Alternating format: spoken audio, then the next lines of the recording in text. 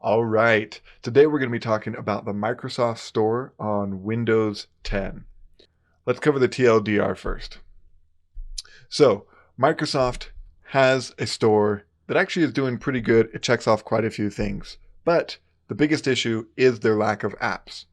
So, on this, Microsoft needs to lead by example. They actually have quite a few apps that are not in the store, even though they own the store and the apps.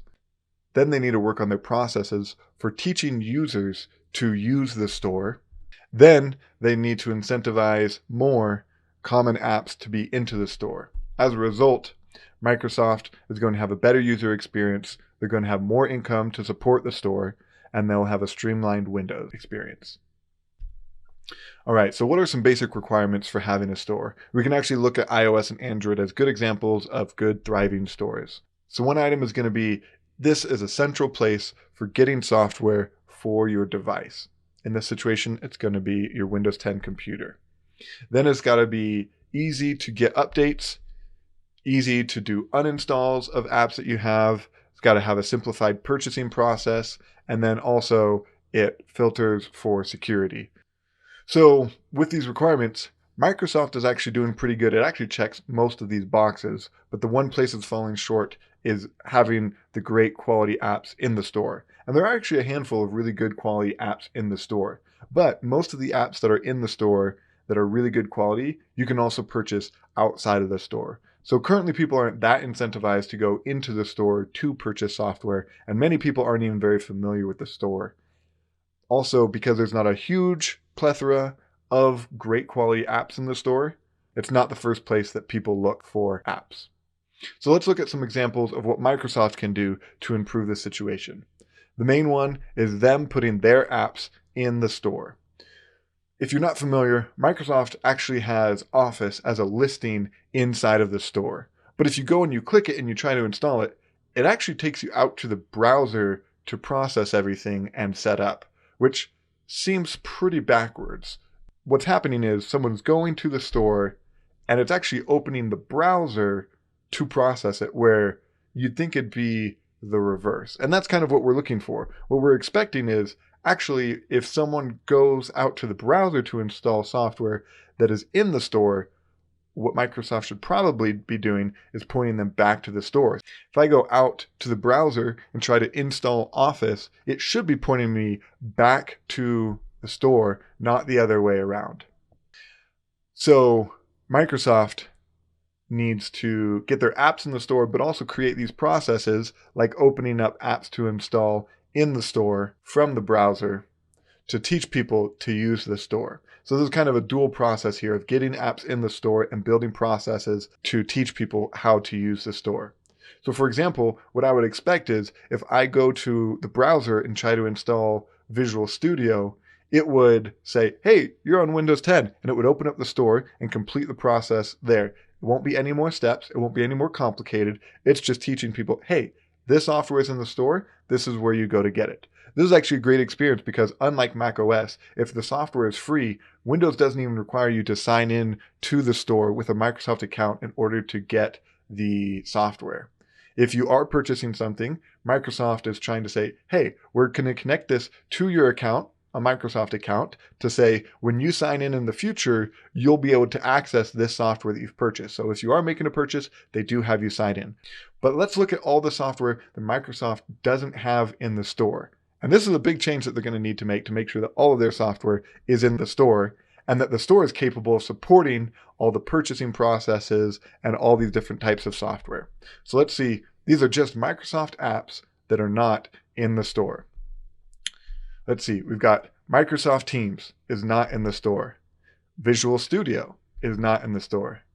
Microsoft Planner, Yammer, Microsoft Edge, Microsoft Authenticator, GitHub Desktop, Microsoft Advertising, Microsoft Projects, Office, and all the apps that are inside of Office that come along with that. All of this cannot be accessed in the store, and there could be even more that I'm not aware of, that Microsoft is the owner of these products and they don't exist in the Windows 10 store. So let's think about this. The experience needs to be with any of these products, they go to the browser if they don't know it's in the store, When they go to install this software, it then opens the store for them and they get it installed and purchased through the store. Now let's look at the apps that are not in the store. This is going to be a hefty list. These are just ones that I came up with, but you can probably think of more that I'm not going to have here. But if Microsoft can support all of their software, like their Office and Visual Studio and all their different sets of tools in the store, then pretty much all of these should be able to be hosted in the store. So first we have the Adobe Creative Cloud Suite, and this is a big one. A lot of people use this. It's very powerful software, and it's a very clear missing piece in the Microsoft Store. There's also a lot of software that we can find from Atlassian. We don't have Zoom in the store. We don't have any Cisco software in the store. We don't have BlueJeans.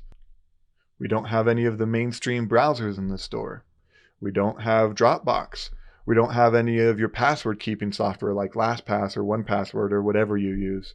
We don't have many, if any, smart home apps like Samsung SmartThings. We don't have a full-fledged ESPN app. There's no banking apps that I've found. You don't have any great text editors like Brackets or Atom. You don't have apps like Discord or Epic Games or Steam, any of that in the store. I haven't seen any great quality VPNs. You don't have things like FileZilla. You don't have GIMP. You don't have DaVinci Resolve. You don't have OBS. There's not a Handbrakes. Most of Google's apps are not in there. We don't have little additions like GreenShot. We don't have Sonos. There's no Putty. There's no Disney Plus, which is surprising because that's on the Xbox Store, which is also running Windows. There's no Twitch. There's no full-fledged Instagram. The VLC app is meh. And there's no Plex. And the list goes on. There's more and more, and I'm sure there's some that you've thought of that aren't on this list. But this would make a huge difference, having these apps in the store. This would take them a long ways down the road of being able to focus people on the store, especially if trying to install any of these apps on Windows 10 pointed people towards the store. So, what does Microsoft have to do in order to make this happen? So first, they have to make the store more capable. It currently can't support all the purchasing processes and types of software that it needs to fully support Microsoft software in the store, let alone everybody else. So they need to make it more capable. Once it's capable enough, they can make sure that all of their software is in the store. They need all of their apps, everything that Microsoft offers that can be used on Windows 10 needs to be in the Microsoft Store on Windows 10. Leading by example, but also populating the store so people see it as a viable place to go get software.